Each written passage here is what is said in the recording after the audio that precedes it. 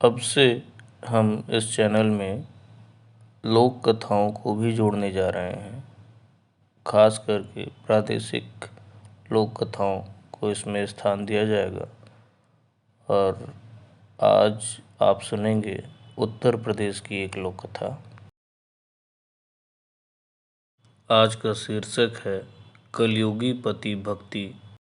क्या मथुरा, क्या बरसाना, क्या गोकुल, क्या नंदगांव। मतलब यह कि ब्रज क्षेत्र की इंच इंच जमीन पर पतिव्रता सुशीला की महिमा गाई जाती थी। लोग कहते थे कि अगर साक्षात पतिव्रता नारी के दर्शन करना चाहते हो तो सुशीला के दर्शन करो। थी भी यही बात। सुशीला की जिंदगी का हर पल अपने पति के लिए था।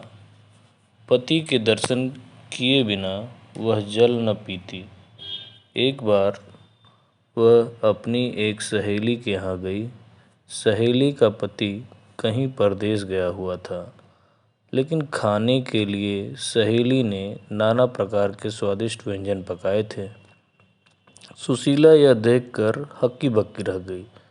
वह तो पति की अनुपस्थिति में एक बूंद तक ग्रहण करने की बात न सोच सकती थी, इसलिए उससे न रहा गया। वह बोली, बहन तुम कैसी स्त्री हो? तुम्हारे पति तो परदेश में हैं और तुमने अपने लिए इतनी तरह के व्यंजन पकाए हैं। भला एक पतिव्रता के लिए यह सब शोभा देता है? सच्ची पतिव्रता तो वह है जो पति को देखे बिना जल तक न पिए। सुशीला की सहेली बड़े मुंहफट स्वभाव की थी। दिल की भी वह बड़ी साफ थी। बोली, बहन सुशीला, यह सब ढकोसलेबाजी मुझसे नहीं चलती। अगर मैं अपने पति के बाहर होने पर भी अच्छा खाना खाती हूँ तो इसका मतलब यह तो नहीं होता कि मैं उन्हें नहीं चाहती। मैं तो जैसी खुश उनके सामने रहती हूँ वैसी ही उनके पीछे भी। अगर कोई मुझ पर उंगली उठाने पर ही तुला होगा तो मैं उसे रोक नहीं सकती। बाकी यह तो सिर्फ मैं जानती हूँ या मेरा पति कि हम एक दूसरे को कितना चाहते हैं। सहेली के इस जवाब से सुशीला जल भूनकर रह गई। उसने मुंह चुनिया कर कहा, यह तो सब ठीक है, लेकिन तुम पतिव्रता नहीं हो।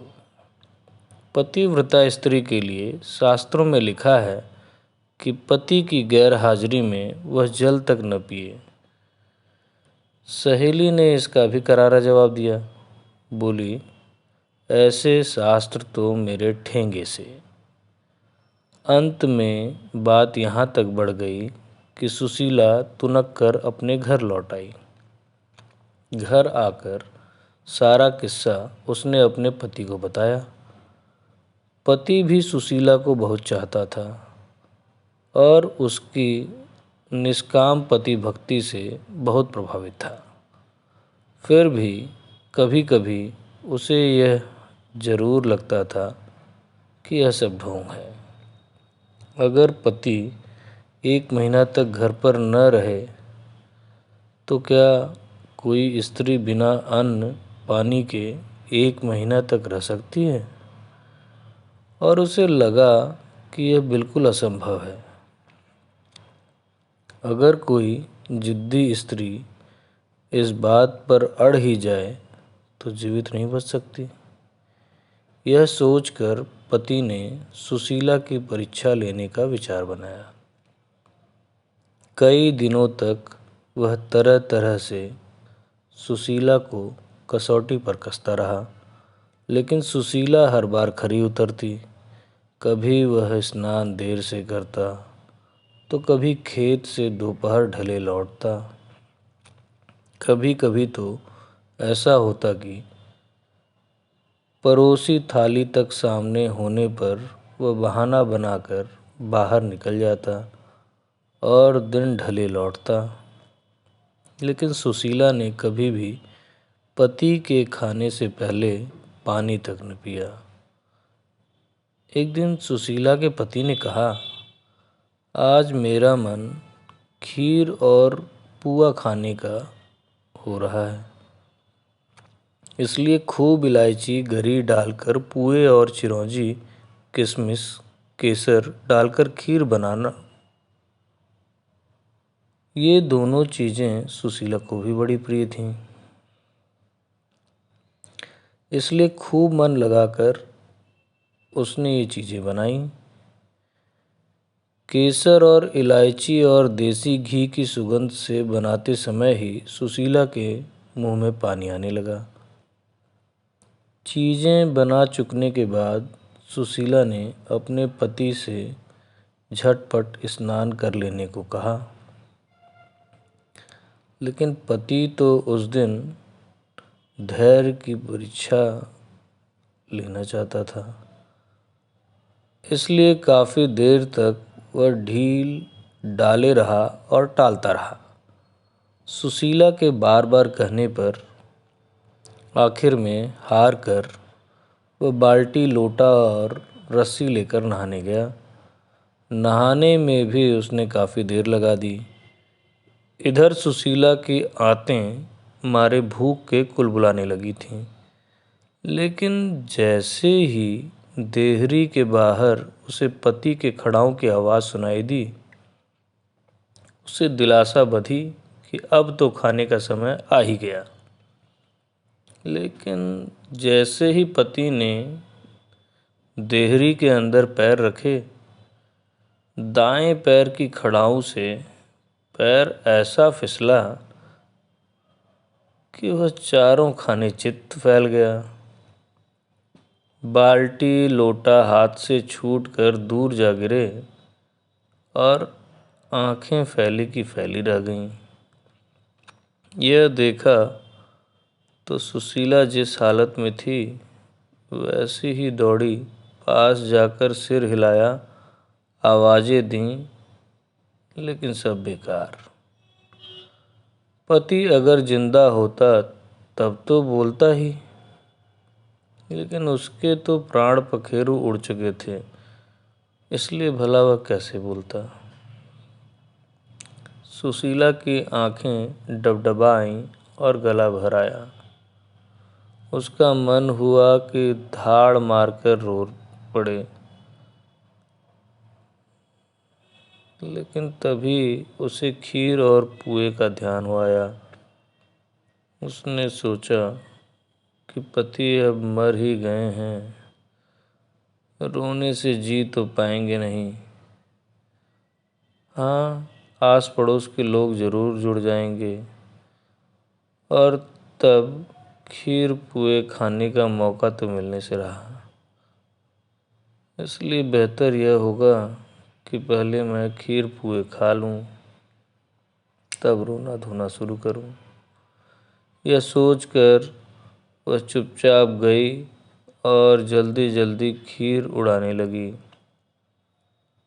पुए अगले दिन के लिए रख लिए, क्योंकि उनके खराब होने का डर न था। असलियत यह थी कि पति मरा नहीं था, बल्कि मरने का नाटक किए पड़ा था। इसलिए अपनी पत्नी की यह सारी हरकतें वह देखता रहा। जब सुशीला खीर खूब जी भरकर खा चुकी तो झटपट मुंह धोया और लंबा सा घूंघट निकाल कर पति के पास गई और सीने से चिपट कर रोने लगी। रोने के साथ साथ वह यह भी कहती जाती थी, तुम तो चले परम धाम को, हम हूँ सू कुछ बखौ कहो।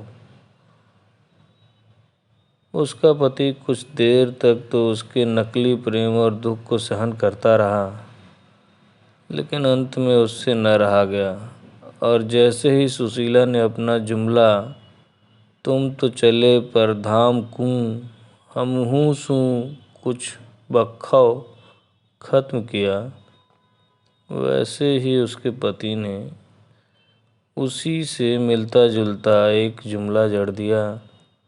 पति का जुमला इस प्रकार था, खीर सड़ोपा करी तैं पुअनु कूं तौ चख खाओ। अब तो सुशीला की ऐसी हालत हो गई कि काटो तो खून तक न निकले। उसे क्या पता था कि उसका पति नाटक किए पड़ा था और उसकी परीक्षा ले रहा है। मन ही मन वह रह रहकर अपने आप को कोसती रहती कि यह क्या किया, क्यों न ज़बान पर काबू रखकर बुद्धि से काम लिया। और उसके बाद फिर कभी किसी ने सुशीला के मुंह से अपने पतिव्रत धर्म की तारीफ नहीं सुनी। पहले जैसी डींगे हाँकना अब सुशीला ने बंद कर दिया था। आगे भी हम साहित्य की दुनिया के बड़े और प्रतिष्ठित लेखकों के कृतियों को इसमें लेकर आएंगे, तो कृपया अपना सहयोग बनाए रखें। धन्यवाद।